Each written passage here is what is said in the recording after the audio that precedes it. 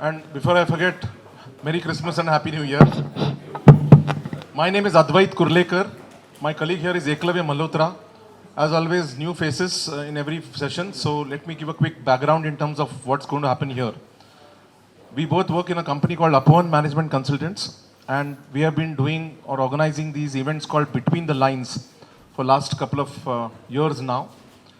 The format is that every month we identify a book that we believe is a good book to read, and Eklavya sort of presents a synopsis or a summary of that book, so that for people like me, without reading the book, I know what the book talks about. So it's like when you go to the movies, they show you trailer, and if you like the trailer, you want to see the movie. So if you like his presentation normally, then you can buy the book, and we have Rohit Enterprises and their team selling these books. Every book has learnings, every book has something to take away. So depending on the book and depending on the topic, we invite people from the industry, and I try and moderate a panel discussion on the topic. So we have been doing this every month, and as you know, it's a free and open for all kind of session. And we've started many years ago, so today's session is session number 95. Thank you. Hopefully 5 months from now. So we've been lucky last couple of months that we've actually got the author of the book in the room, like today, like last month as well. And in that case, people who come to hear him maybe get disappointed a bit because he doesn't talk too much and he doesn't present because the author is there. And then we of course are going to have a panel discussion as well. So that is the kind of format. So thank you so much. National HRD Network, I don't know anybody's here from there, but they've been partnering and supporting us for many years now. So many thanks to them. And from this month onwards, we have Rohan Builders as our partner as well. So we are grateful for their partnership as well. So thank you once again for deciding to spend your next 90 minutes of Friday evening here, braving traffic and cold, if I can say that. So thank you. I'll hand over to Eklavya, and then I'll come back to formally introduce our author and then our panelists. Thanks. So the topic today that we've chosen is something which has caught the imagination and fancy of people all across for the last few months. It's called FIRE, F-I-R-E, Financial Independence, Retire Early. And one of the reasons why we also chose this topic was because, I don't know how many of you recollect, a few months ago, there was this infographic which was doing the rounds, courtesy Mint, Neil Borate, and that really got everybody talking about, who are these people who have managed to chase that elusive rainbow and also discover the pot of gold with, below that. Am I not audible at the back? Can we please increase the... Okay, this is the maximum, so I'll try and speak a bit louder if that helps. Is this better?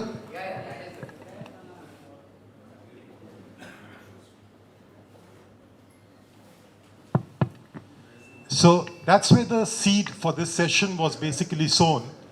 And then we started hunting as usual for a suitable book on the topic. I asked Advait any ideas for FIRE. He told me that for me particularly, it should be Financial Independence, Resign Early. That's how at least one of us gets financial independence. But then fortunately we came across Vinod. So Vinod had recently penned this book, Financial Independence Marathon. Now, I came across the word marathon, so immediately I bought and gave it to Advait because that's more of his forte, definitely not mine. But I would definitely want to urge one thing, that you know what, I know a lot of people would be thinking that, oh, these books, there's so many of these kind of personal finance books, and we really know everything that there is to know about this topic. And even if I don't, I can just Google it, I can go onto one of these umpteen websites and discover all the information that is required. But even if you don't do anything, pick up a copy of the book or go through it right now while we have copies available over here for sale, and just read, I think, the second chapter or maybe the third chapter, if I'm not mistaken, for the most gripping account of a marathon that I've ever read. It is a cliffhanger. I think that itself deserves a round of applause for Vinod because he's taken his own personal experience of being a marathoner, being a long distance runner, and in that one chapter, in the space of those few sentences and paragraphs, he's taken us through all the emotions that we probably go through when we are also embarking upon this journey towards personal finance independence. And more importantly, this book serves a timely reminder that let's not think that, time is money, and if we don't time the markets well, we are going to be left behind, or if we don't really leverage the power of compounding at an early age, we will not really accrue as many returns as perhaps we could have, given our limited, time span of making a living. He also postulates that at the end of the day, it's not just time is money, but money is time. And there's a lot of, things which he's actually elucidated in the book, which goes on to explain that at the end of the day, financial independence, let's not look at it as a goal or a destination, but the mantra which he has prescribed in the book is essentially that look at it as a means to get options in life.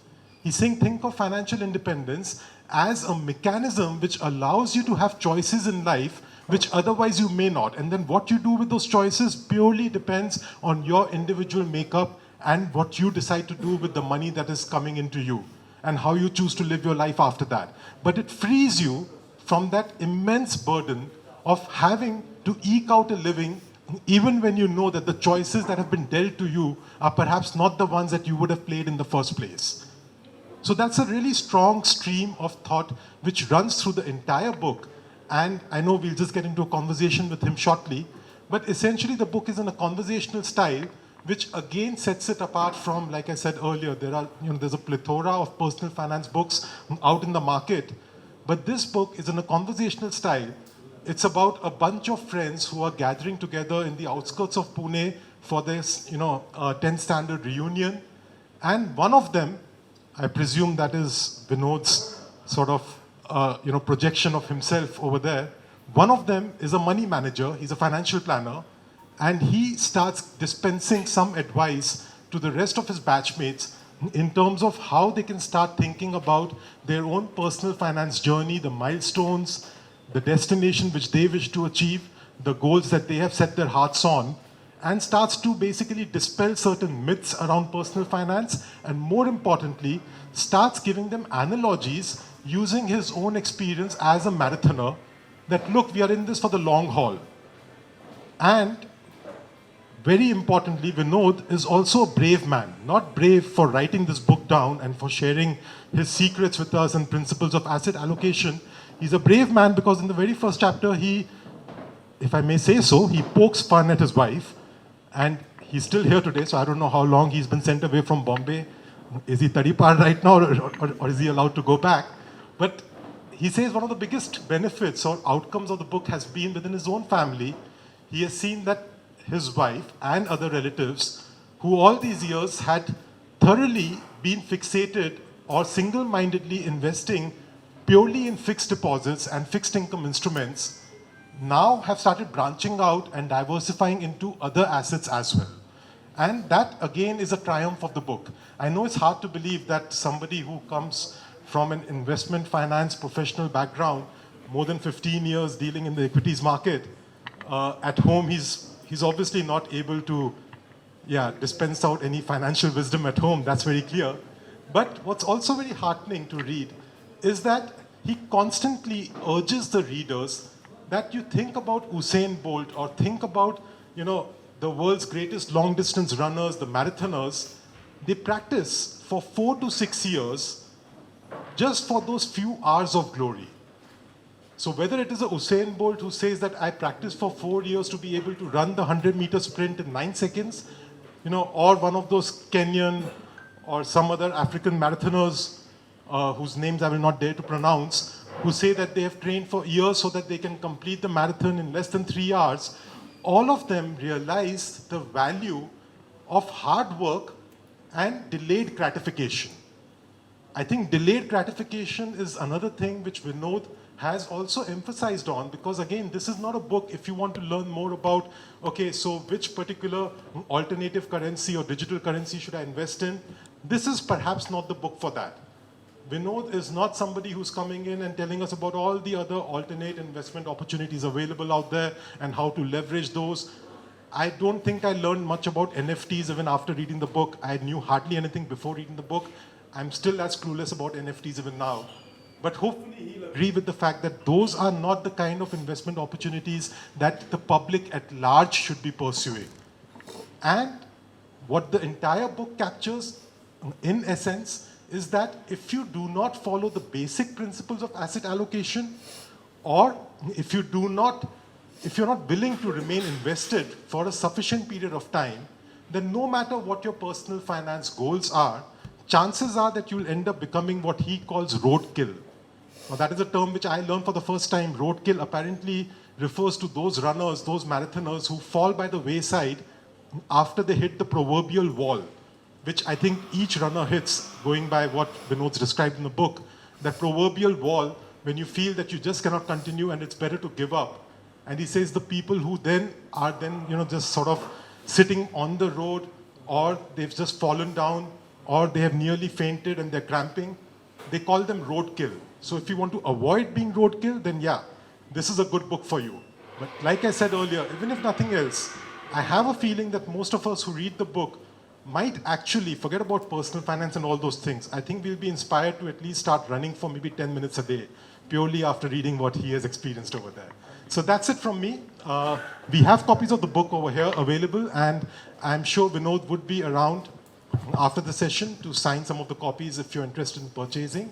And we move on now to Advait and Vinod and getting into conversation to behind the scenes of this particular book. Thank you, everyone. Thank you, Eklavya. So, let me formally introduce Vinod Bhatt, our author for the book Financial Independence. When I saw his CV, I could only pick up three things that were common. Both he and me are IITB alums. Both he and me are Wharton alums. And there is some relationship with marathons. He runs marathons, I finish marathons.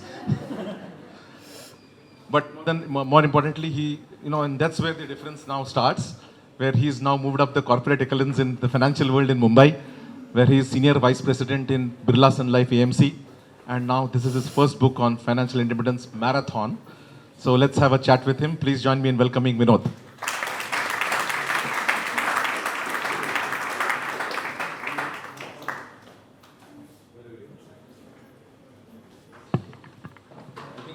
It's working? So, Vinod, obviously I want to talk to you about the book. But before that, when we got introduced and exchanged our mobile numbers, your WhatsApp DP, Yes. you can't leave this room without explaining that WhatsApp DP. So I'm not going to say what that WhatsApp DP is. Nobody knows. So I will allow you to say what that WhatsApp DP is and the story behind it.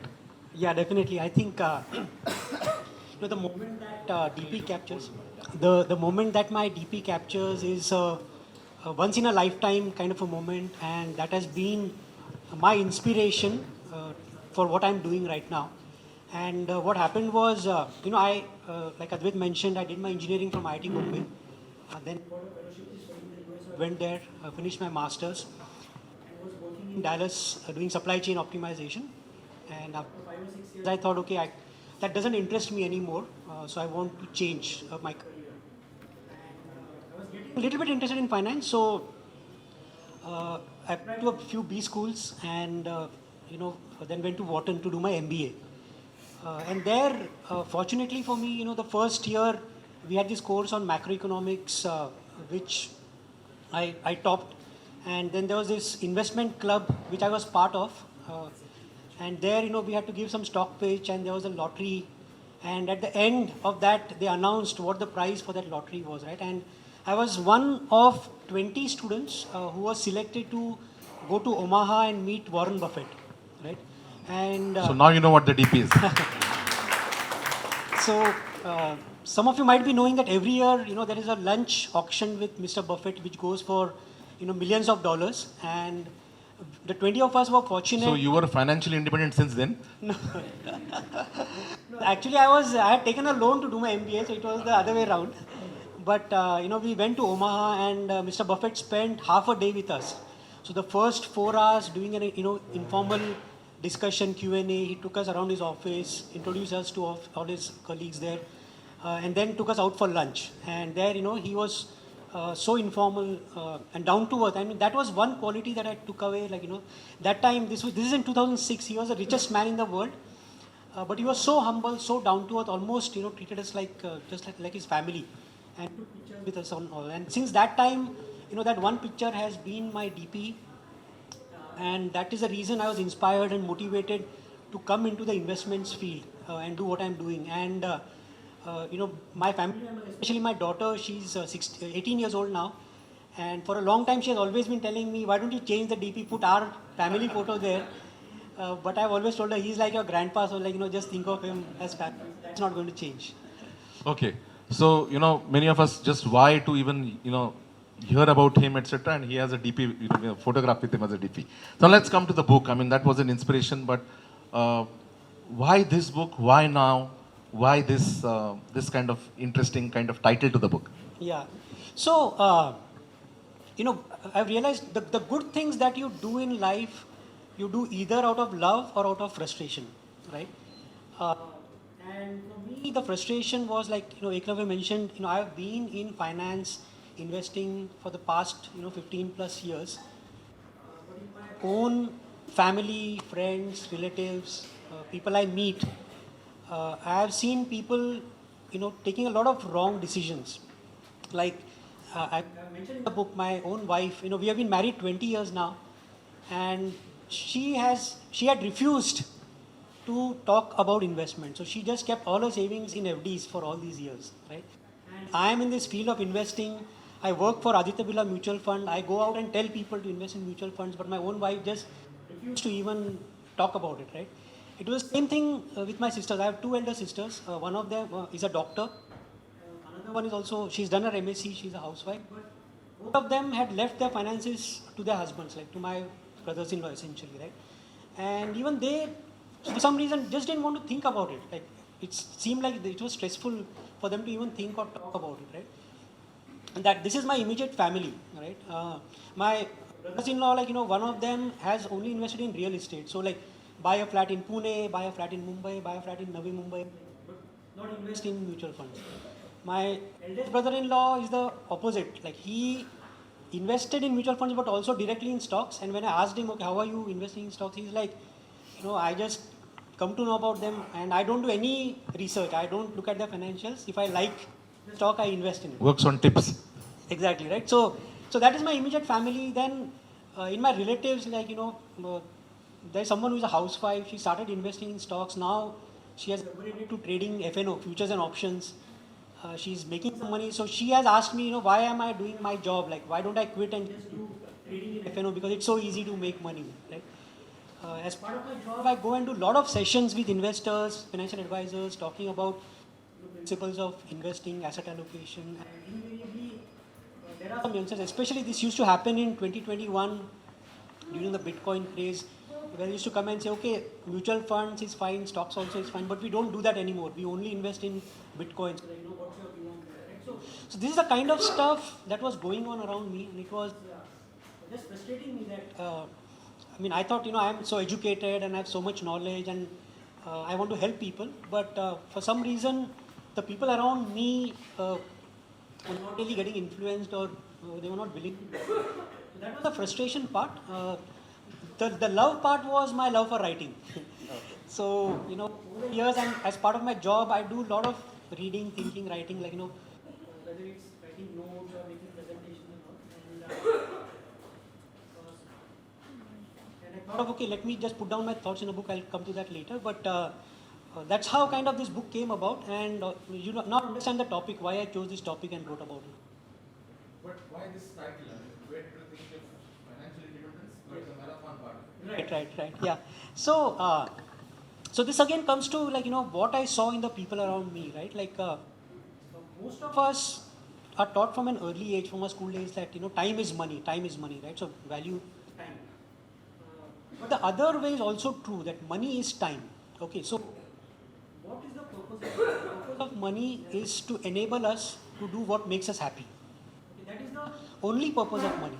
But if you see, most of the people around us, they don't have this perspective, right? Everybody wants to make money, but they don't know why they want to make money, right? So that was the first thing I wanted to bring out, that the purpose of earning money, the purpose of becoming financially independent is to be able to do what makes us happy, right? Now, I understand there is this FIRE movement, there is a title also, financial independence, retire early.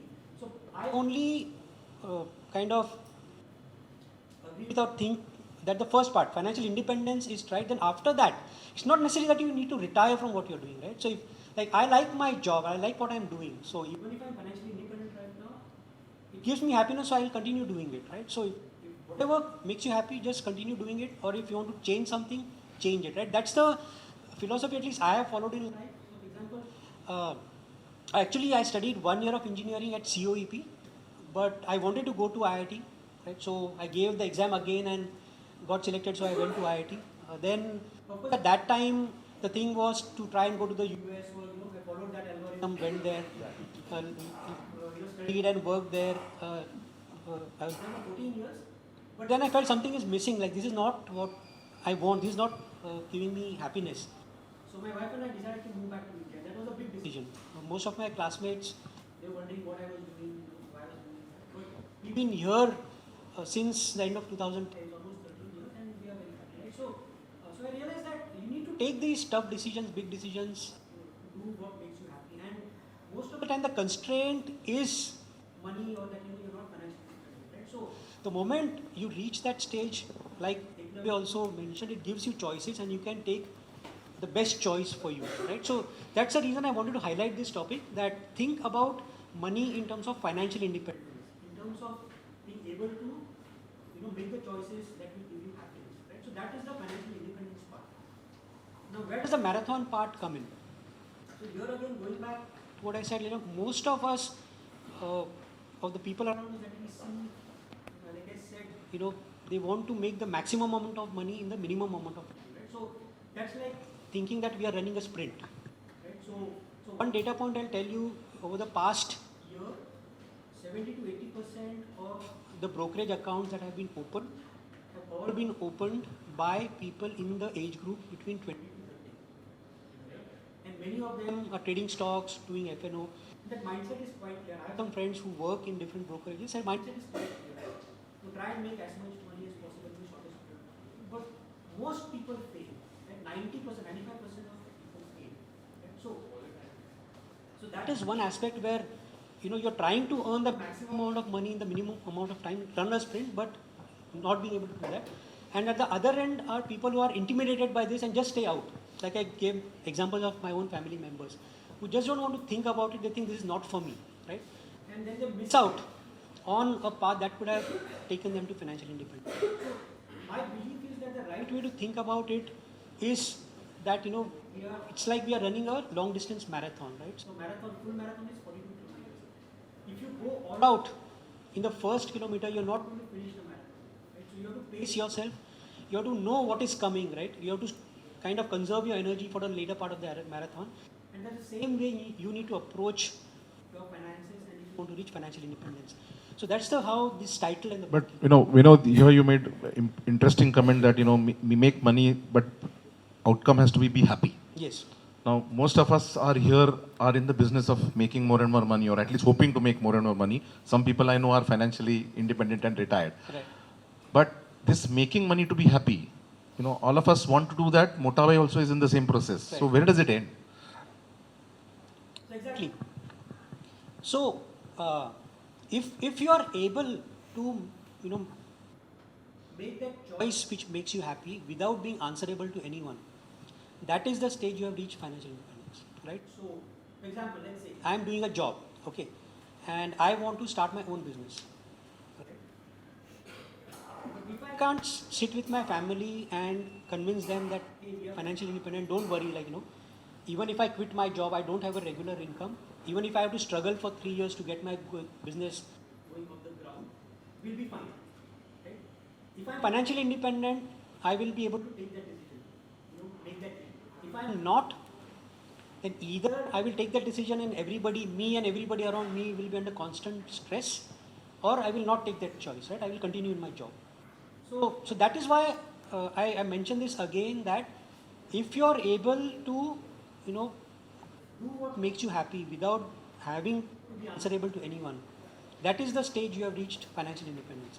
Else you are working towards it, right? Now, at the opposite end, like, one of my classmates told me that, hey, I'm already doing what makes me happy. I don't have a lot of money. So is that fine? Like, I'm financially independent, right? So I said, as long as you're doing what makes you happy, it's great. Like, you don't need to be running in this race to make more money. So that's also fine, right? But most of us, I mean, my own experience, I have seen, uh, and also this is because of the immaturity of youth, right? We follow, like out of college, we try to follow some tried and tested routes, algorithms, make the wrong choices, and after some time think, hey, this is not for me, now I want to make a change, but maybe we are not in a position to do that, right? So all these things come into the picture, and maybe it takes time for us to work towards our financial independence. But as long as we consciously work towards it, right? So if I'm running a marathon, I have to consciously tell myself, the finish line is at 42 kilometers, right? Like so, every kilometer I'm telling myself, I'm getting closer to that goal, but it's still far away. I'm working towards it. So when you run a marathon, you also have to prepare for many, Yes. many months. So how did you prepare for writing this book? How many months, weeks, and what kind of preparation did you do? I know you write regularly, but Right. book writing is very different. Yes, yes. So what is the back-end story to the book? Yeah. So again, giving an energy to running, and anybody who has tried running knows it. Even I have gone through the same experience. When you start running for the first time, you can't even run 100 meters, right? And you think this is not funny. But then you run for a few days, then you cover 200 meters, 300 meters, then you run a kilometer, 2 kilometers, 5 kilometers. So it builds up. And writing works in the same way. And fortunately, what happened was during COVID, we were working from home for 2 years, right? Now I live in Mumbai, I work in Mumbai, and 3.5 to 4 hours every day I lose in commuting. Right? But during COVID, I was working from home, so I saved that time. Uh, Fortunately, your work hours didn't get extended. so they did, but I managed to kind of fit everything in.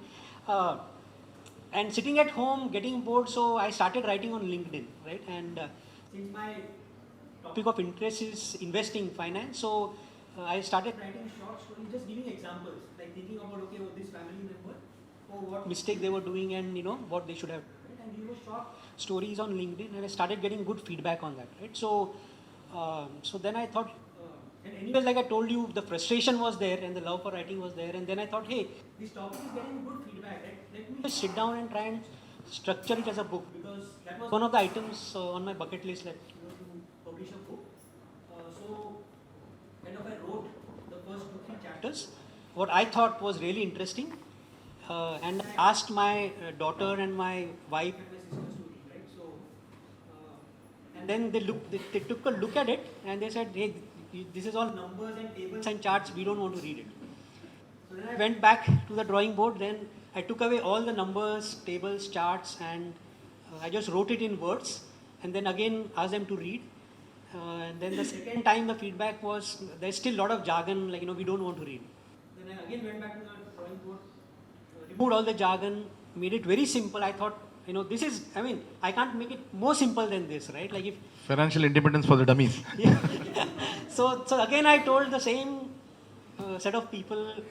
My daughter at that time was 15 years old, and my wife and my sisters to read. And okay, this is better. This this is it's simple. We can understand it, but it's not interesting. Like why should we read it? So then I had to really think, right? I've done everything I can to try and make these people read, but they don't want to read, right? And so what should I do? So then I thought, okay, to make it interesting, I'll write it in the form of a story, right? And for the story, then I thought, okay, what should be the context? So since I run marathons, I thought, okay, let me write it in the form of running a marathon, right? So then I thought, okay, who should be the characters and all that. So the central character is essentially a financial advisor who also runs marathons, and the book is written in the form of a story, conversations, giving analogies, examples, but with the context of running and finishing a marathon and what are some of the difficulties you can So face. from something that looked like a PhD thesis to a current version of the book, what, fourth or fifth manuscript? Oh, more than that. This was the beginning, right? Then I wrote these chapters, and my daughter, like, she was a teenager, so she was very ruthless in her feedback. So she was. So it was like one chapter was like why is it in such a preachy tone, like why are you preaching to me, like don't preach. So again I had to go back. Right? Papa, don't preach. So there were so many iterations, and like I said, this happened over 2 years of COVID. So definitely, you know, I would say 7 or 8 iterations of writing and rewriting that manuscript. And to tell you the truth, I like writing because it helps me to, it gives clarity to my own thoughts. Okay, so and I found that as I was rewriting the drafts, because some things that I felt was very simple to understand or very interesting, and then you read it again and think what happened when you rewrite it. Right? So that took 2 years, but that was not the end, right? So that was just the manuscript. The next step was to get it published, and for those of you who don't know, like first-time authors, nobody entertains first-time authors, right? So that's why many people resort to self-publishing on Kindle and. Some authors are like startup founders, right? So I found some email addresses on the internet of publishers and agents. I wrote to them and nobody responded. Just fortunately for me, though, my ex-boss, gentleman Shiv Kumar, is a management guru. He has published 3 bestsellers with Penguin India. So I wrote to him saying, I've written this interesting manuscript. Like, would you mind going through it and seeing if you like it? So he went through it, he liked it, and he referred it to his editor at Penguin. And then she took 3 months. She read it, her team read it, and then they said, okay, fine, we'd like to go ahead and publish. And after that, it took another 7 months, because then their copy editing team comes into the picture, and then they give you their feedback, right? So that is 3 or 4 more iterations where they give feedback, you redraft it, send it back, they again give you feedback, right? So that took 6 or 7 months. So this entire process of getting things out of my head in the form of a manuscript and getting it published took 3 years. Something very similar to what you would work for a marathon. But first time publisher with Penguin, that itself is huge. Yeah. Okay. Now, so now what next for you? So I am, one of the... Has the writing bug now bitten you and now you want to write? Yes, definitely. I mean, I have been thinking of writing a second book. And of course, thinking of what the topic should be, and, that it should be interesting. And a couple of folks who have read my book, like even Eklavya mentioned, they said, okay, fine, you have explained the concepts, of what are the principles of financial planning, of asset allocation, how to think about it, what are the different asset classes, why should somebody diversify and all that. But you need to also tell me how exactly to do this, right? How should I go about doing my asset allocation, so selecting mutual funds or stocks or whatever it is. How to do it is what is the what they want me to tell them, right? So that is something I'm thinking about, but also trying to make it interesting. But definitely, yes, I have. The writing bug has bitten me, and I will be going down that path again. So you start with what, now the next book is how. How, yes. And then following the Simon Sinek circle, you'll then go to why. Yes. Okay. Thank you so much. I mean, this conversation can go on, but we want to talk about other things as well. Thank you. Ladies and gentlemen, Vinod Bhatt. Thank you. Thank you. So now let me introduce our panelist. He's distanced himself from the RE part of fire, but let's talk about fire as such. And please join me in welcoming Anil Tabib.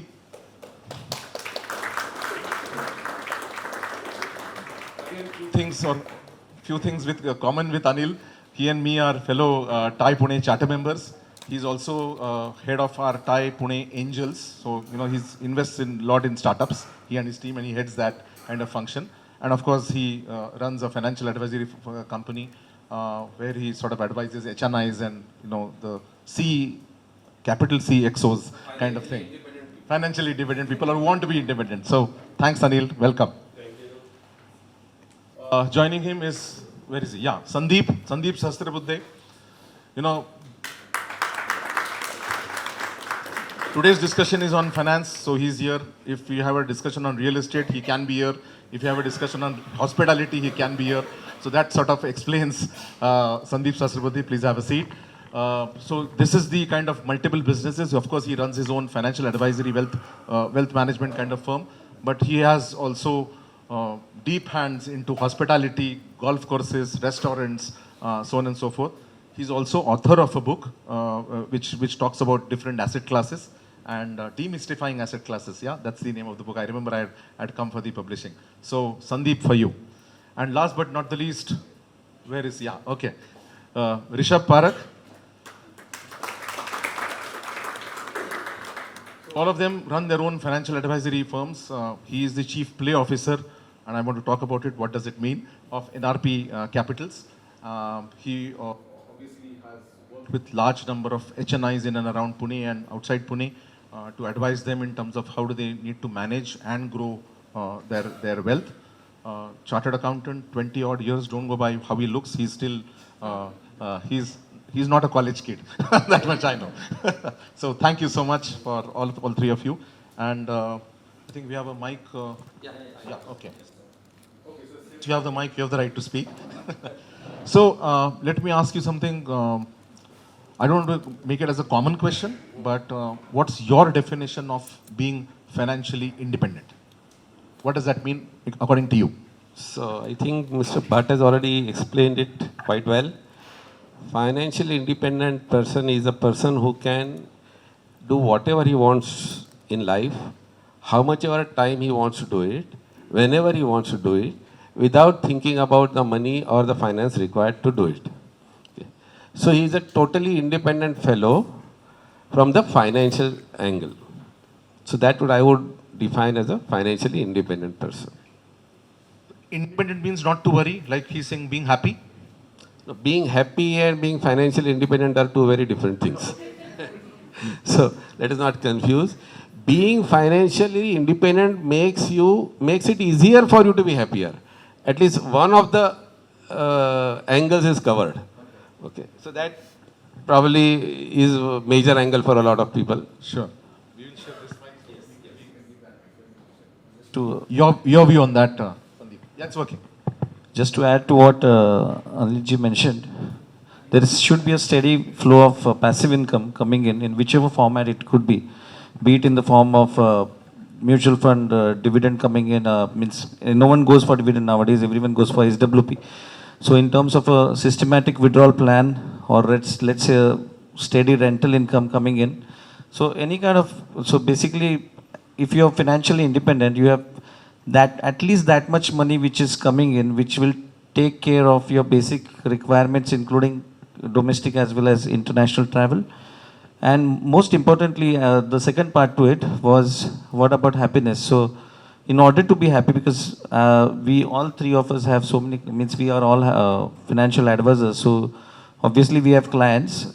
So we I've seen so many clients who are retired and who are financially independent, having large portfolio sizes running upwards of 10 crores.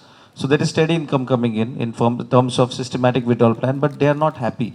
So in order for you to be happy, you need to have good hobbies, and those hobbies can't be cultivated directly after retirement. So these hobbies have to be cultivated way in advance, so that the income which is being generated through years of hard work, which is now coming in to take care of your retirement life, or you may retire early also. It's not that you have to retire in 60s.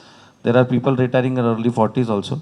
So the money which is coming in, you should be able to enjoy that money and lead a life of fulfillment and contentment. Okay.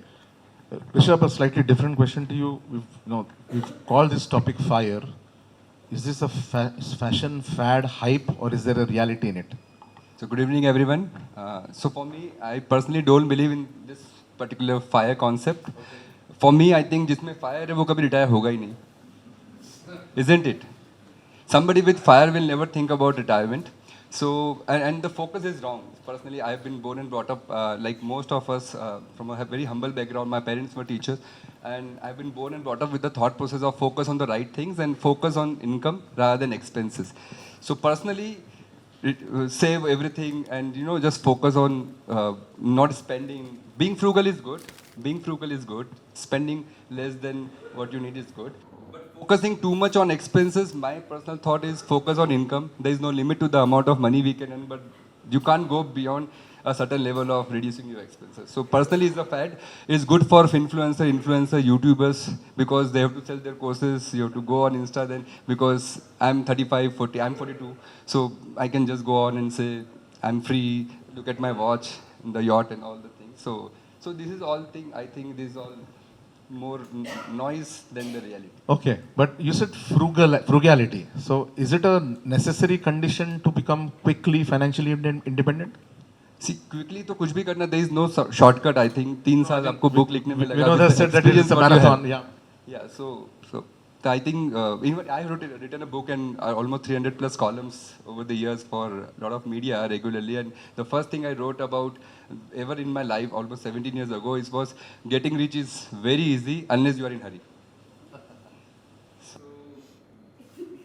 Do you need to be frugal to become financially You have independent? to be. See, so you live within means. I think most of us who are in this age group, you can understand from the way our parents used to spend money. There was a concept, earn, save, and then whatever is left you spend. Then this changed to earn, spend, and then whatever left. And the credit card has changed the entire scenario. You spend, then you have to earn to pay off. So I think frugality is good. Spending less than, limit mein rehna, but I think you can't just go by the excels and this 60 70. And the most important point about fire, if let me be diplomatic in a way, if you want to really follow, I think why is very important. That why, maybe I can take a liberty if you have a minute. You asked Bhaji, in terms of where does it end. Mota bhai ka example diya apne, where does it end, retirement and all. So Sandeep, now in the context of the discussion of fire, what is your definition of retirement?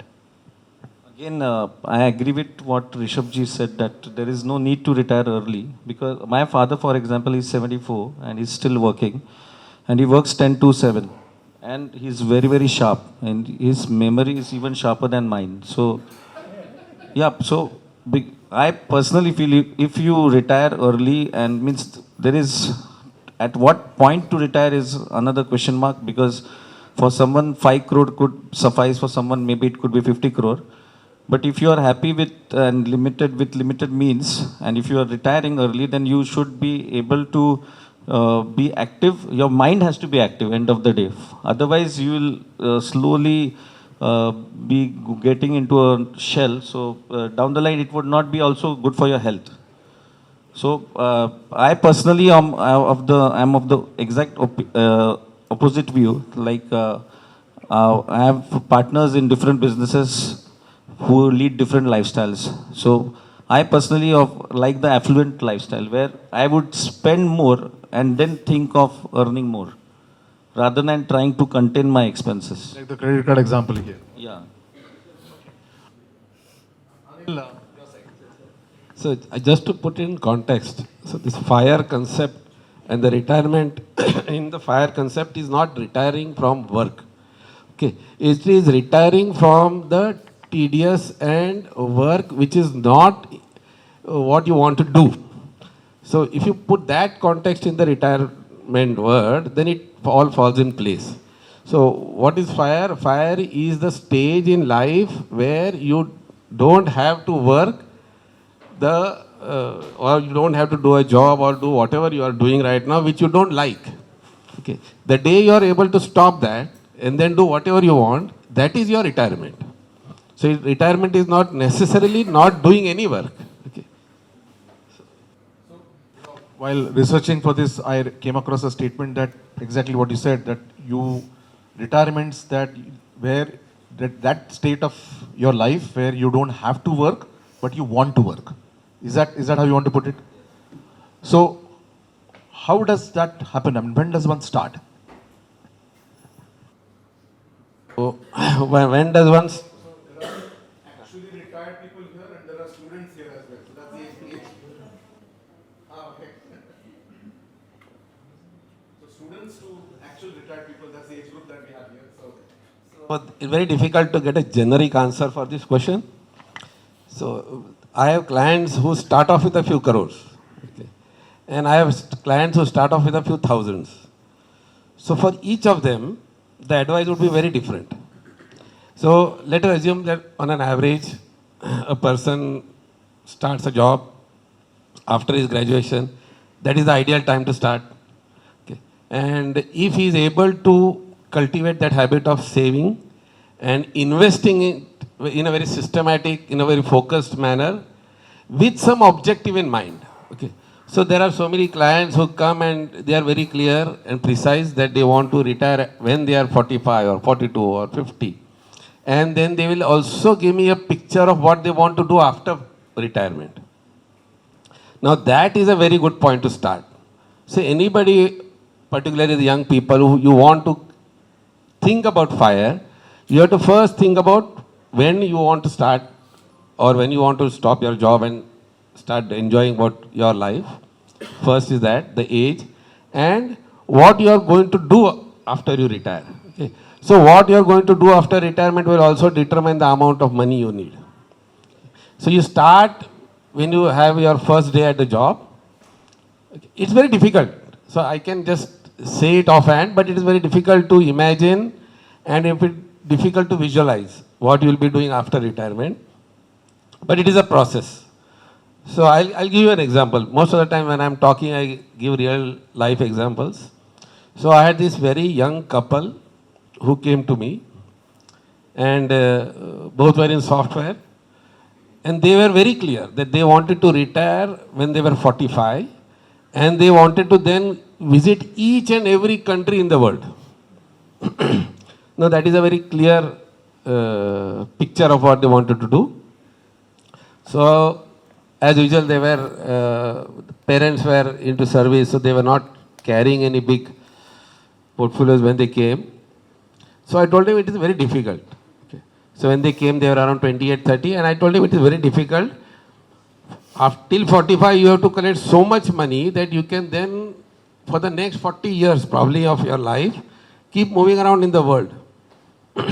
So they were still willing to give it a shot. Now their take home, both husband and wife, both were working in software. So their take home at that point of time was 1.3 lakhs. So I told them, this is going to be very, very difficult. How much they started their SIPs? So they started their SIPs of 1.15 lakh. They were willing to be that frugal and live a life within 15,000 rupees so that they can enjoy life after 45. Now you people have to decide whether that is of more interest to you or whether enjoying life now is more of interest to you. Okay. So once that picture is clear, then we can talk about how much to invest, how much portion of your salary to invest. See, generic, you will get a lot of examples on Google which has got a 30-30 formula or 30-30-60 formula or whatever 40 formulas. Each one has your own take. But my understanding has always been that there is no generic thing anybody can do in finance. Deep, just taking forward his example, and I'm sure you would have your own example in terms of people starting young, and his advice is that first job you start saving something, but there's always this Javani ka Josh, and like he said marathon, and like he said we get influenced by these so-called YouTube finfluencers or whatever, yeah. So everybody wants fast money, fast return kind of thing, especially when I'm 22, 23, first job kind of thing. So what's your advice in terms of how do you go about it? Even if you want to start in your first job, maybe after your second year of your first job, etc., etc., how do you ensure that you remain patient and like there's written in this book, it's a marathon, it's not a sprint. So there is one formula, income minus expenditure is savings, which everyone is aware of. So as you have to clearly define, so income minus savings is the money available for expenses. So that's what the young couple has done. But while doing that, it's their personal call. They have decided that till the age of 45, they are not going to enjoy life. And exactly opposite is happening in reality. So we are, because I am also into teaching. So when he gave his example, I was worried, what is the net present value of what the decision they have taken? So generally most of the times the young generation is actually on the leading exact opposite life, wherein they have 4-5 credit cards and every Friday, Saturday, Sunday they are partying. So they are literally having zero savings, and they would reach an age of, let's say, 45, 50 when they would suddenly realize that they need to plan for retirement, etc. And it could be too late, because the amount of money that you will have to shell out and invest that at that particular juncture is going to be much, much more compared to what you would have, because when you start early, you are starting with smaller amounts because time is on your side, but that is not going to happen later on. But I want to add another perspective to retirement is, first of all, you need not retire, and you can build businesses around ideas, because all of you must have seen this movie Three Idiots. In Three Idiots, it's been told particularly by Amir Khan, you should be doing those things which you excite you, which you really enjoy. So why not build businesses in and around those things which you like? For example, as if I were to refer to myself, we have set up a restaurants. Apart from 7 restaurants in Pune, we have 3 now in Goa. So the Goa, everyone wants to go, right? So tomorrow I'm in a state of situation. Let's say I'm traveling to Goa and my wife is upset why you are going to Goa. I have business there. So no one, and if I were to come home late, again I have restaurants here. So I am actually, while I am working, I am also enjoying my particular businesses. I didn't mention that in your CV, but I read that you have a business in Thailand also. But let's not talk about it. Thailand, yes, we sell affordable homes, Advaitji. No, but we sell. See, I'm very much used to the Thailand question mark. First time I went to Pattaya, and it may be offensive. Someone mentioned to me on because I posted pics, and I do sell properties abroad in 4 countries. All these are beautiful countries, like Dubai, everyone is aware of. But Pattaya, we are number 1, Greece and Georgia. So these are other countries where we sell properties. All these are sea view apartments. So when I went to Pattaya first time in 2014, someone mentioned Pattaya mein kisko pataya. So all this, though there are people who want to lead your life but can't lead your life. So they would be.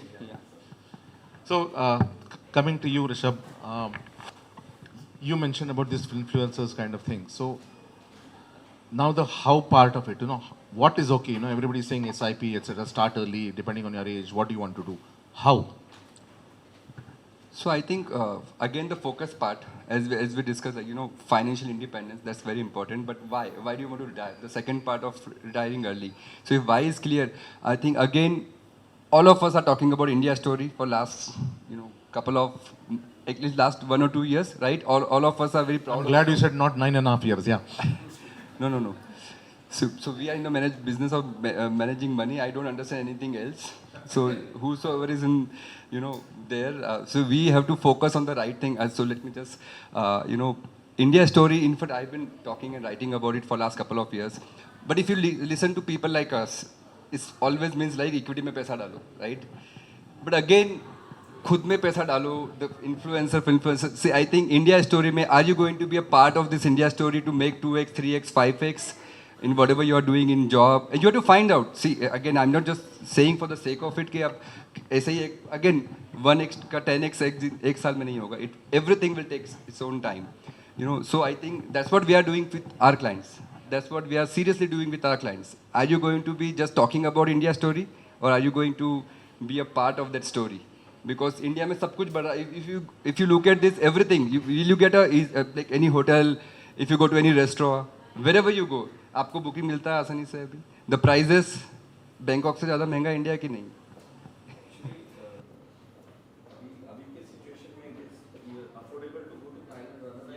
So that's what I'm saying. So it's easy to go to Thailand, and now you have a business, so join him as a partner. So again, I think, so point is, please focus on this, but how to start? How to start, you have to put money. So first part, I would always say focus on your business, focus on your job. That's where you'll make most of the money. You have to shift your job, you have to switch, you have to change whatever you're doing in your business. That is very important, which nobody talks about. Like people come to us and say, Rishabh, if I'll give you 10 lakh rupees, kitna return aayega, 1 crore, whatever that XYZ number, right? But my question to them is always like, how can you give me, if you're talking about 10 lakhs, how can you give me 1 crore? How can you give me 10 crores? And that how, nobody talks about. कि वो कैसा है, वो सोचा नहीं, जो सोचता है उसको बनता है, right? So that's why focus on the right thing. How can you multiply income? Because उसके बाद, to be very honest, the 2 other gentlemen are sitting here. आप मुझे पैसा दे, इनको दे, आप डायरेक्टली बिरला में लगा दे, वही बहुत ज़्यादा फर्क नहीं पड़ेगा.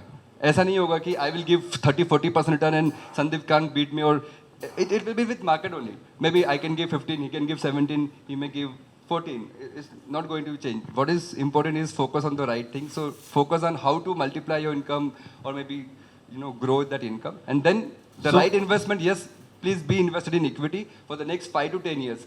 Real estate वगैरह सब बढ़ेगा, but just make sure कि age के हिसाब से मत judge करिए. One more thing, don't, because you said a lot of people are retired or senior, do not make a mistake that you are 55, 60 that I should not invest too much. Don't follow the, again, not, I would say Google or influencer, the age minus this rule and that rule. If you can run your house comfortably with your existing consulting income, whatever you have, go all out, because these 5 years can make you more money than the last 10, 20 Just a years. quick question, because you mentioned equities. You know, I was traveling in a cab the other day and started talking. You know, sometimes you have these chatty drivers. And he said, "Saab, market to gira 700 point, 800 point." But people forget that gira means 72,000 something to 71,000 something. So where is this gira, and why are people so concerned about this? We are at 72,000, which is like the highest ever. Yes. So then why this concern? So again, it goes back to, where does it stop? So, see, again, the focus is on the wrong side, right? Because so this is what we had been telling a lot of clients who wanted to switch money. So I wrote a column for Money Control. This was second COVID. That when the Sensex touched 50,000 from the lowest point, and then it touched 50,000, everybody said Nikalo. I wrote a column that think twice, don't book. And I just took, you know, it was very bold move to write that, because at that time everybody was withdrawing, redeeming money. Luckily that column was #1 for that particular year for across India, and I didn't realize why, but then 50,000 to it became 60,000, and today we are at 72,000. So what we need to understand that this is the lifetime high when we talk about Sensex high. This is a lifetime high as on today. This is not for the next 100 years. If somebody comes and says this 70,000 is done, and this is done for the next 20 years, you can't go up. Then, and see, it will touch 1 lakh also, it will touch 2 lakh also. With 10%, 15% compounding, 70,000 will become 1 lakh in the next 2.5, 3 years. So why are we stuck with that number? I think you just focus on your career, invest 60, 70, 80%, whatever, based on your planning in equity, remaining maybe some amount, you know, as a diversification. Sure. So I'll take a small break here. Anybody wants to ask any question before I move on to my next set I of... have a question based on what he gave. Yeah. So my name is Vinod, and I've been running a marathon since 2012, the Mumbai one. It's quite a coincidence. To the couple that you gave an example, right, that they were saving 15, they were only running their house with 15,000, earning 1.3. If somebody is earning 1.3, I'm essentially thinking they're living in our times, right? They're not living in our parents' times or whatever. Is it even advisable? I'll tell you why, right? My perspective. I would really like to hear your advice, what you gave to them. My thinking would be to what Rishabh said, right? Don't over splurge unnecessarily. That's a different story. But hey, the very first thing is you need to have capital to grow capital. If you earn 50,000 life, you need to gather experience. You need to be able to earn more, right? I get the question. No. So, just to put things in perspective, so somebody asked Warren Buffett, what is the big difference between him and any other investors? So, Warren Buffett's answer was that when I was very young, so I think around 18 or 19, somebody gifted him $10,000, okay, or he inherited. So he said that $10,000 is the biggest difference between me and other investors. So why? Because that $10,000 compounding over 60 years has become in a few hundred millions. Okay. So the idea is the amount of money you save very early will give you 10x, 20x, much more than what money you will be saving when you are 35, 45 or 50. So this is one thing. This is the financial, statistical part of the equation. The second equation is that couple particularly were very clear what they want to do in life. Okay. So you have somebody who just walks into the office, has not given a thought, okay, and just wants to listen and save something. So he's a different kind of person. These were a very different kind of people, both of them. So you have to understand what the client wants first. And then the advice should be tuned to what he wants or what he wants to do in life. And that is why I agreed. And it is not that they are not going to spend money on improving themselves or getting into a better earning position. They will keep doing that. But right now, they could easily manage in 15,000 and they were not worried about spending money right now, and they wanted to spend when they were 45. So that was the only solution. Anybody else? Okay, let me ask Sandeep.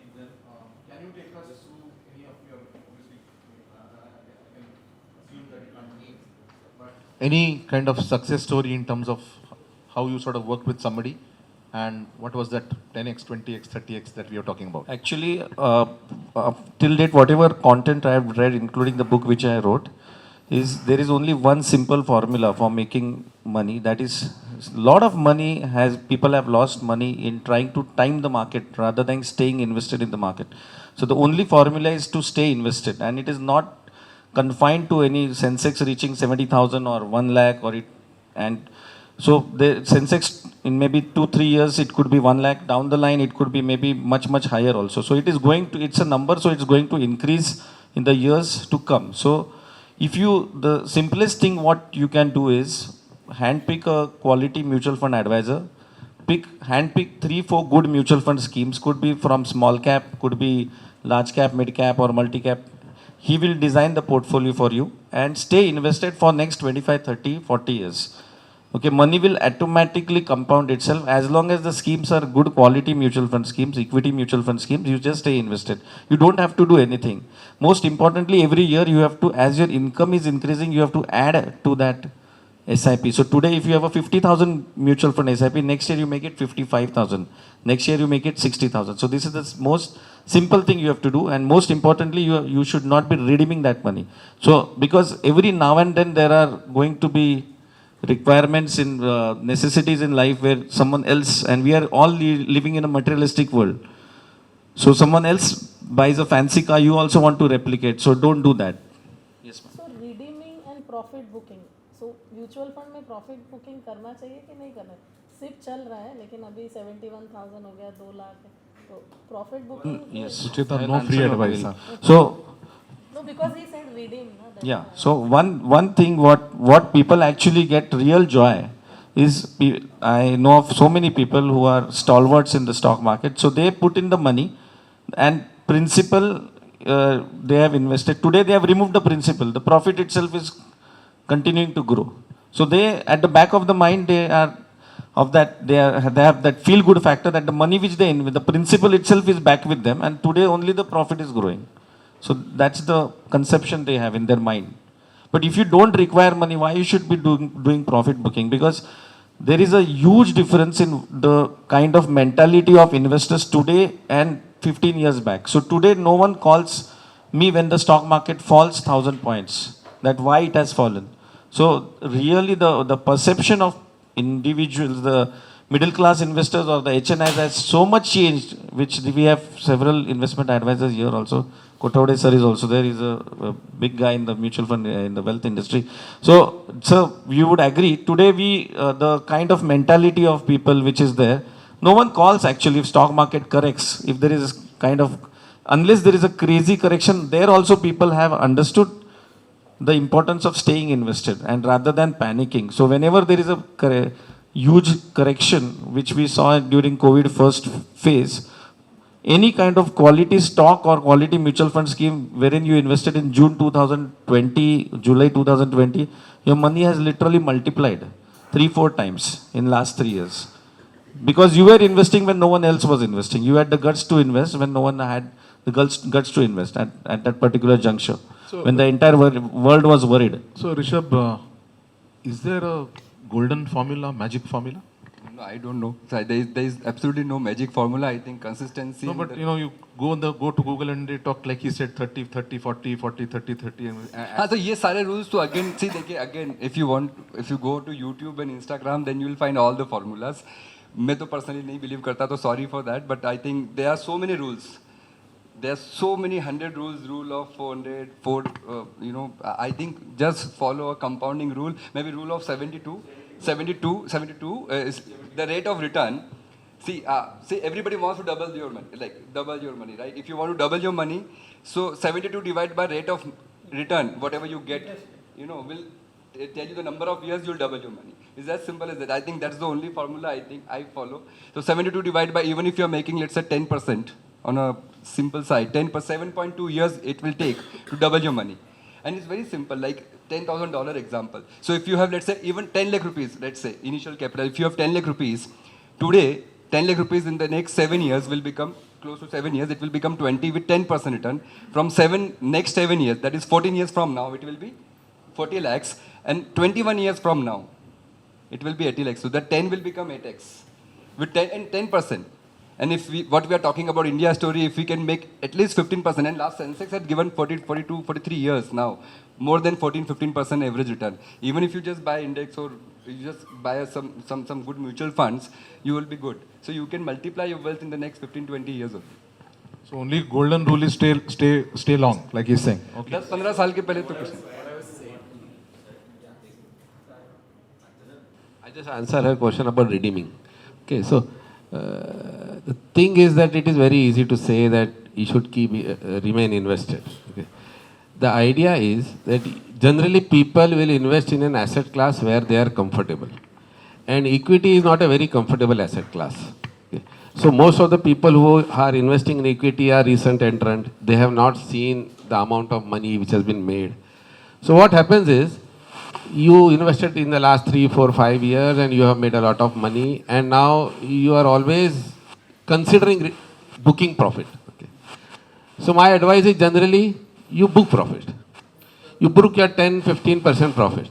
Because what happens if you don't book, let us assume that your 10 rupees is 25 rupees today. Okay. And you don't book anything. And when the 25 rupees comes down to 20 rupees, your 10 rupees is 20 rupees. But from your point of view, your 25 rupees is 20 rupees. And then you panic.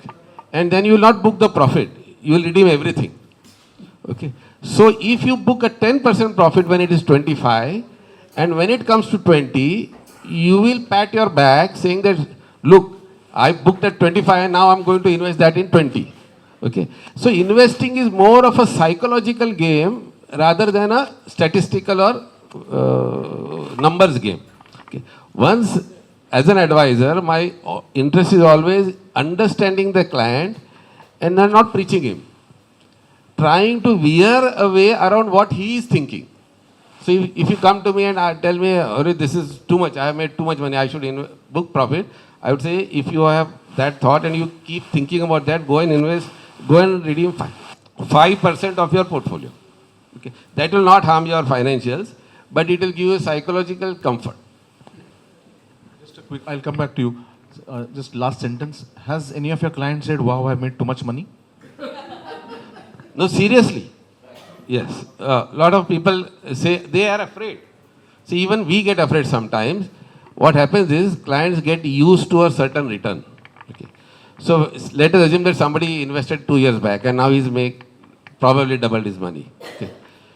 He starts thinking that worst case क्या होएगा? 2 साल नहीं, 4, I'll double my money in 4 years, which itself is a challenge.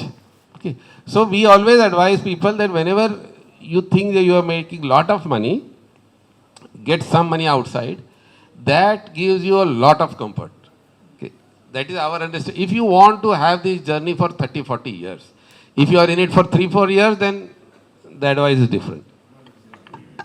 So, first of all, just few rules. Like rule of 72 is the rule of doubling. Rule of 114 is the rule of tripling. And 144 is the rule of quadrupulating. So the same formula, which 72 divided by the number of years is the ROI, return on investment, or 72 divided by ROI is the number of years. So these 3 rules, if you remember, it would be really good for you. We have clients who are in 80s also and happily trading and sizable portfolios in stock market. So there is no thumb rule applicable, like 100 minus the age is the equity exposure. In that case, I have a gentleman, he's 86 and he has about a portfolio size of running in 20 crore plus. So the valuation of his houses is about 8 crore. The value of equity plus MF portfolio is more than 20 crore. So ideally, in his case, it should have been 100 minus 80, maximum 20% exposure to stock market, which is not applicable. So I think the world of stock market, the world of investment advisory is just like if I were to correlate with that of a nutritionist or that of let's say, if a nutritionist or a dietitian is there, a dietitian, why do you require a dietitian? Every individual, there are set rules, everything is there on Google, you require a dietitian, right? Because the dietitian is giving you a customized plan.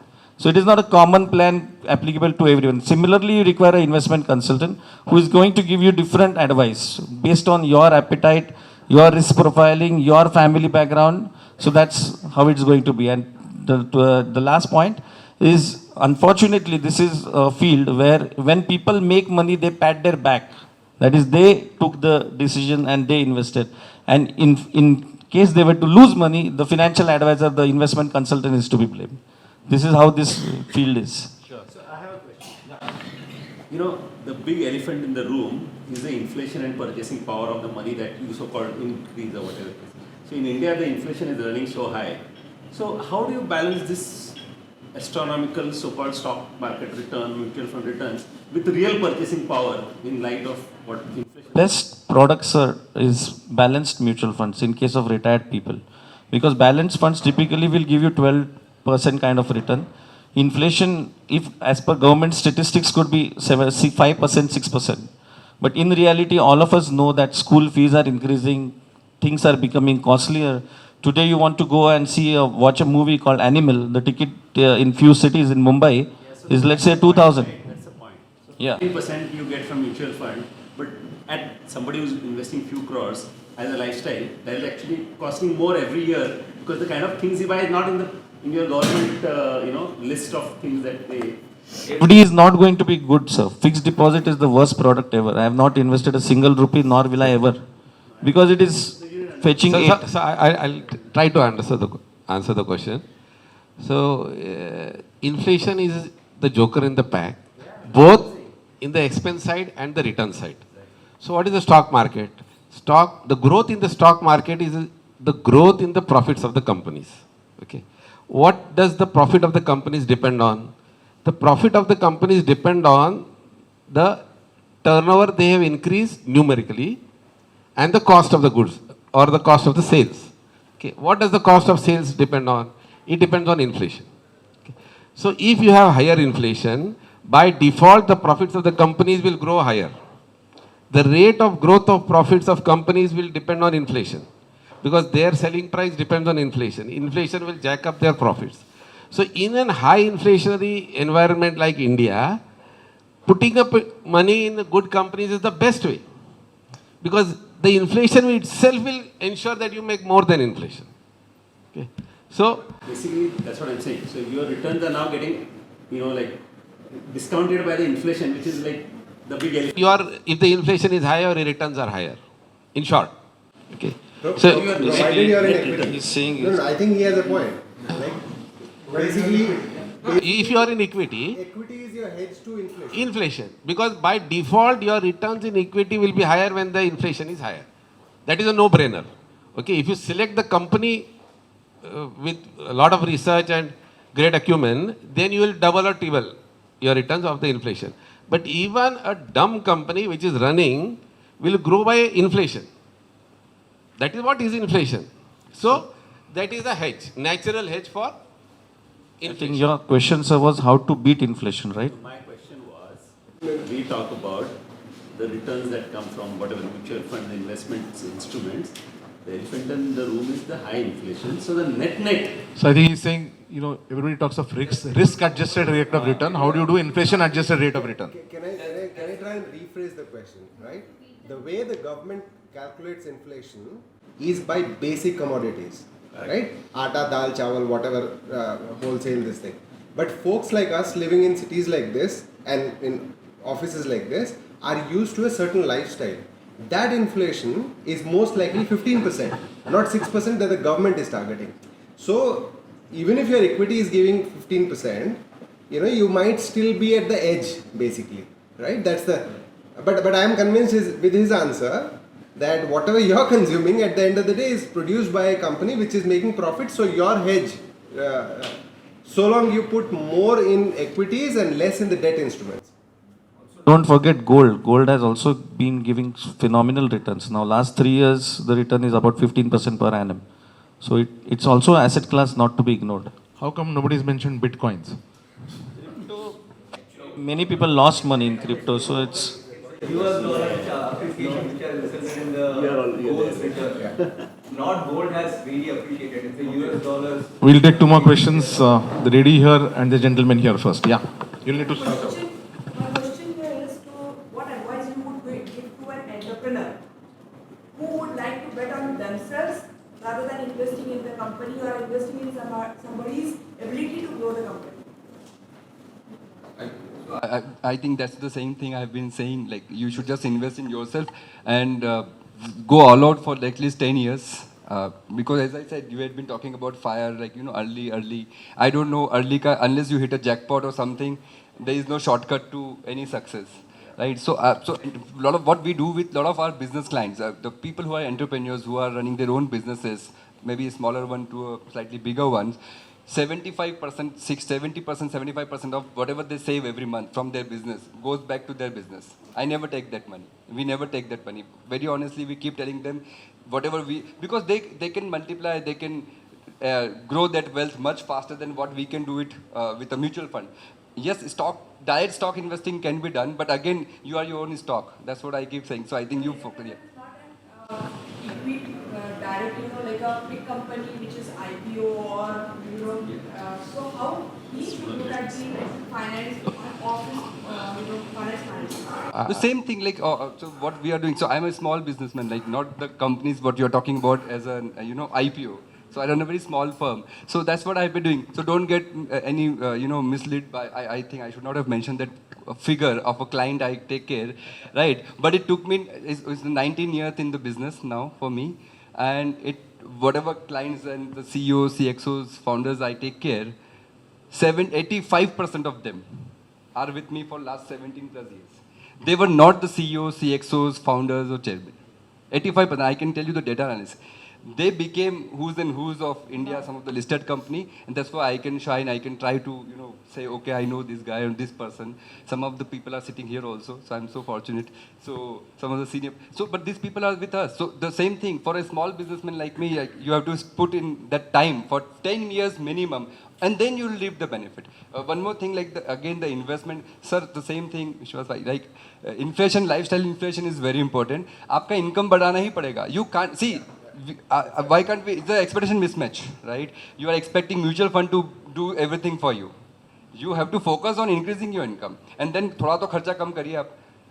You don't have to watch animal. वो तो वैसे मत देखना. मेरी wife ने, my wife saw that animal. Look at this. Last question, yeah.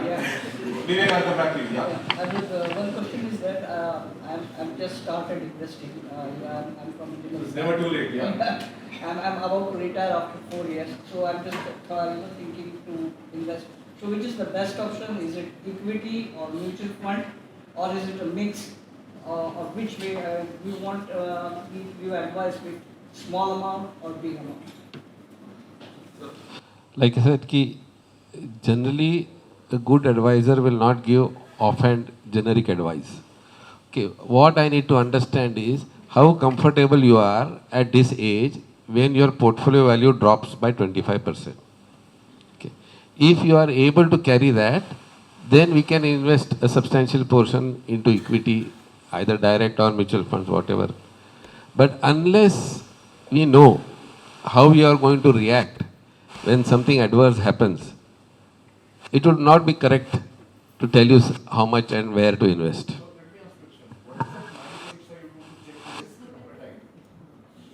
So whenever a new client comes to me, I have a marathon session of 2 to 3 hours discussing everything other than where to invest.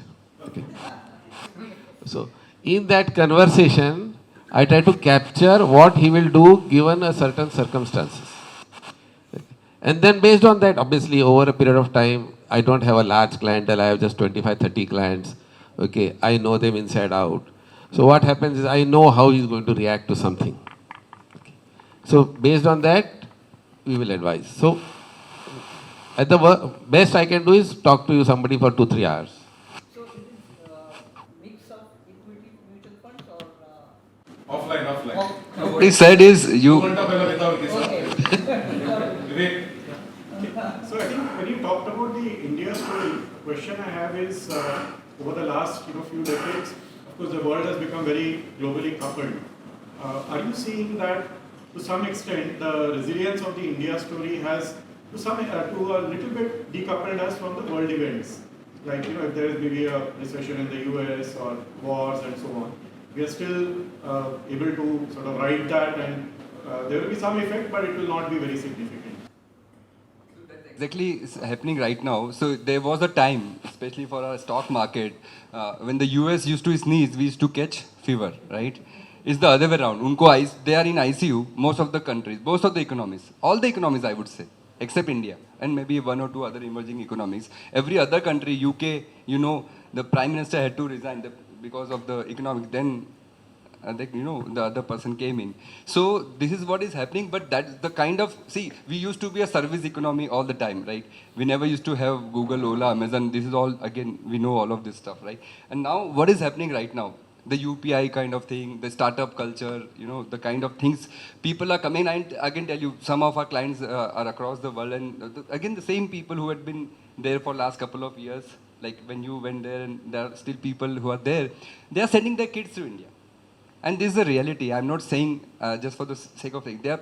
People are planning. This is where the opportunities lies in, because of the consumption also. We are into like manufacturing. You can see. So all the sectors. So yes, you are right. But temporary movement can always come. So थोड़ा profit book करना है आपको तो planning के साथ जरूर ध्यान रखिए. But temporary ups and downs may come. ऐसा नहीं होगा like if every market is down and we can still shine. So some setbacks can always come. But right now, the kind of SIP amount, आप बहुत पढ़ते ही होंगे regularly, $2 billion close to 16,000-17,000 crore of monthly amount for a person like people like us, 2,000, 5,000, 10,000, 1 lakh SIP, plus almost close to $2 billion. Maybe you know the figure better. Pension funds and all these funds also close to $2 billion every month. So $4 billion आपका every month comes to equity market. Even FIIs कितना भी निकाल के जाएगा. So कितना फर्क पड़ेगा? Plus if they come in, तो market will only fly. So गिरना और then again look around us. So one more important point जो आपने बोला उसी से ऐड करता है कि inflation वाला point. तो सारे लोग नई बात समझेंगे वो. So we are going to be like the US. $5,000 की income, $10,000 महीने की income है, and the expenses will be 12,000. How are they going to sustain? Because of the credit cards. That's what everything is happening. See, we are just following them in most of the things what they used to do 20 years ago. Amazon वहाँ और ये होगा तो इसीलिए Bajaj finance का stock तो बढ़ेगा ना आपका, क्योंकि हर आदमी लोन लेगा. अब जो समझदार है जो नहीं लेगा उसका पैसा बनेगा because they are buying stocks. But some of the people, तो अब आप बोलोगे कि नहीं सारे लोग फ्रूगल हो जाए, सब फायर चालू कर देंगे, तो then stock market will not fire. Family question हो गया. You talked about gold. Many people advise saying that why don't you invest in sovereign bond rather than the physical gold? What are your Sovereign bond is a much better proven option. It's a government product. So instead of physically storing gold and paying the locker charges, etc., this is much better option, undoubtedly. Sorry, sir? Yeah, but in over a period of time, because gold is inversely proportional to the stock market. Whenever generally we have any kind of bad event happening around the world, like wars, for example, if they were to take place, then stock market, in case it corrects, as far as India goes, as Parekh sir correctly mentioned, there is very less chance that we will see a massive kind of correction, because we have almost 17,000 crore, more than 17,000 crore pumped in every month in the form of equity mutual fund SIP. So it's at the all-time high and it will continue. So we have more and more retail participation taking place. But as far as gold goes, it's some portion in your asset allocations. The return, the weighted average return of your portfolio is going to be derived according to how much percentage is in which asset class, how much percentage is in equity shares, equity mutual funds, how much is in gold, how much is in debt. So certain exposure you definitely require to have to gold, and whether to go for physical or to go for sovereign kind of, that's your question. So physical gold, those who want to flaunt, like particularly if you ask this question to your wife, right? Do you want sovereign or you want physical? Generally, a lady would want physical because it can be flaunted, right? It can be when. Okay. Yeah. influencers would say that ये जो currency है is nothing but the money, and then it kind of keep on devaluing based on many multiple factors. Why don't you? There are some people, particularly the person who wrote Rich Dad Poor Dad, he says. But Kiyosaki. So he says that, I mean, I would rather invest in physical gold or the coins or the silver or stuff like that, rather than actually investing in equities or the other things in currency driven.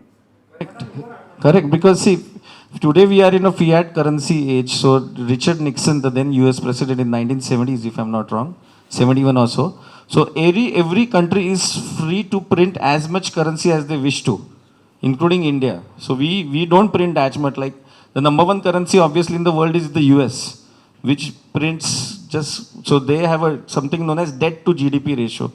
For us, it's maybe 70% or so, but these are countries which have much, huh?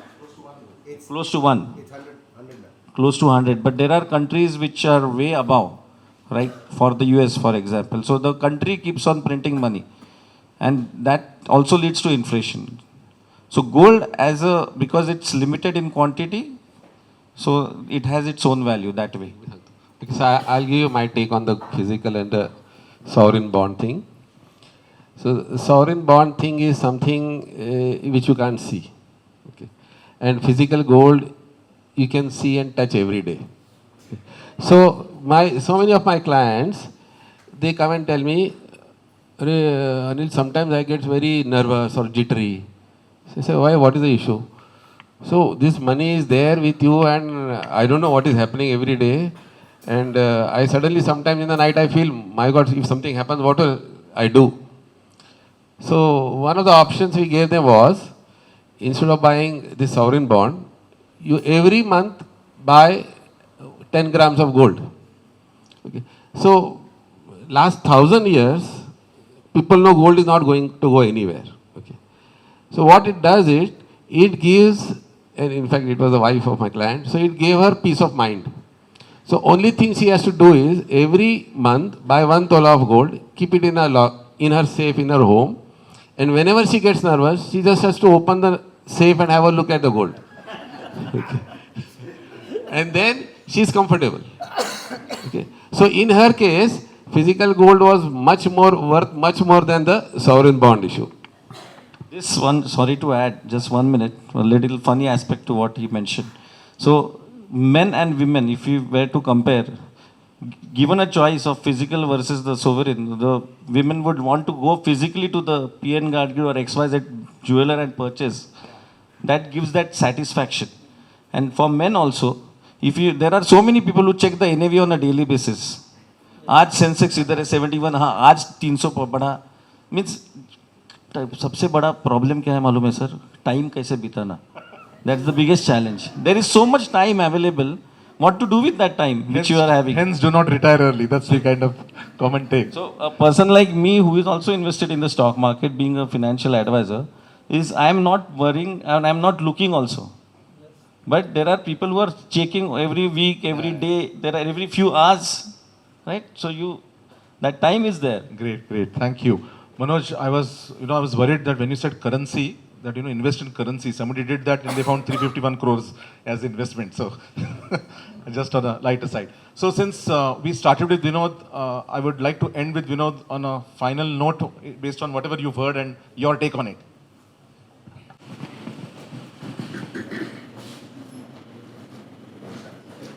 I think it's been a fantastic session, and thanks to the gentlemen here, most of the questions you would have got very good answers. So do think about it. Every person's case is different. I'm glad my classmate Sanjay Korate is here. Like in the beginning, I told you all the examples of people around me who were taking wrong decisions, who gave me the motivation to write the book. But he is one person, who I realized he has taken the right decision. So he is happy doing his job, but he has been investing for a long time. He's done the proper asset allocation. He showed me the list of funds that he has invested in. Those are all very good funds, and he's been investing for a long time, right? So to your question, sir, about does this work? It does work, right? So it's very true that first focus on increasing your income, and then try and invest as much as you can and stay invested for as long as you can, right? So there is a real, living example which we have here, and that's why it gives me confidence. And another example is in my own case. When we came back to India, my daughter was 5 years old, and I started a SIP, 10,000 SIP every month for her education. Right? And as she was growing up, I don't know, for some reason she was nervous that her dad is not saving money for her education. So she used to come and ask me, Dad, you're saving money for my education, right? And I used to show her, the value of the investment, saying, yes, look, this is the money I've saved, this is the money I've saved. And it's been a long time now, and that investment has grown over time, and that gives me also confidence and her also confidence that she can go and study whatever she wants, right? So it does work, right? If you follow basic principles, right, things work, right? Just like I keep on going back to running a marathon, you don't have to do anything exotic, right? You just understand the basic principles, focus on your diet, do your training, and maintain, focus on maintaining your pace. When you're running the marathon, you'll finish the 42 kilometers. There's nothing difficult about it. But you have to do it properly, that's all, right? And I think this session has been very good in that aspect. You've got very good insights, so please think about it and do apply them in your life. So I'll stop here. Thank you so much.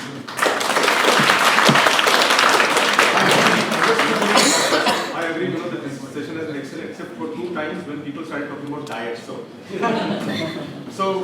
first of all, thank you so much. And on behalf of all of us, and this is our gift sponsor for the fragrance story. It's a Pune-based perfumery, so Manisha, he's interested in the startup.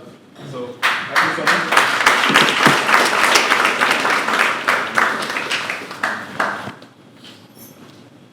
Anil, thank you.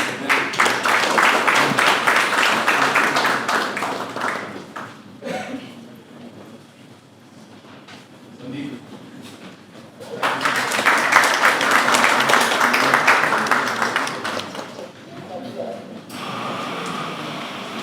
Thank you so much.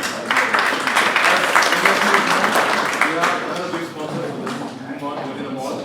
So Hilton, Evergreen Hilton, so Julie is going to be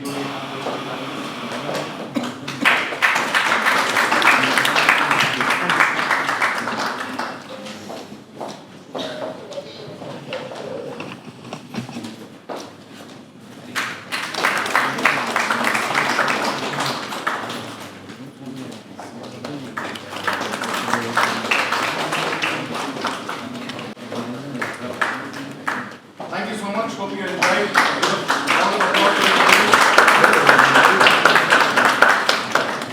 Our next session is on Jan 19 in the new year.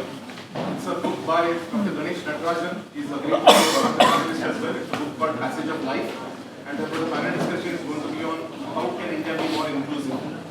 For people who are interested, please do come. Thank you, and look forward to meeting you in the next year. Happy New Year.